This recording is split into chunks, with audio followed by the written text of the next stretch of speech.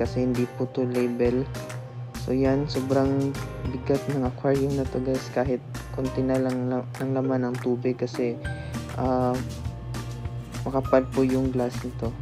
So hindi ko na pinakita sa video guys kung paano ko po to linagay, at yan, lagay ko yung plants natin na nakaugat na sa tubig. So binalik ko yung tubig guys kasi sayang naman, since cycle na po yung tubig na to, para hindi na mahirapan yung isda natin na mag-adjust.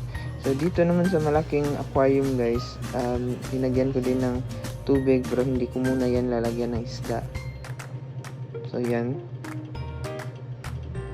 sobrang nakakatulong ng mga halaman natin guys para mas maging healthy yung tubig. So yan po yung final outcome, and thank you so much for watching.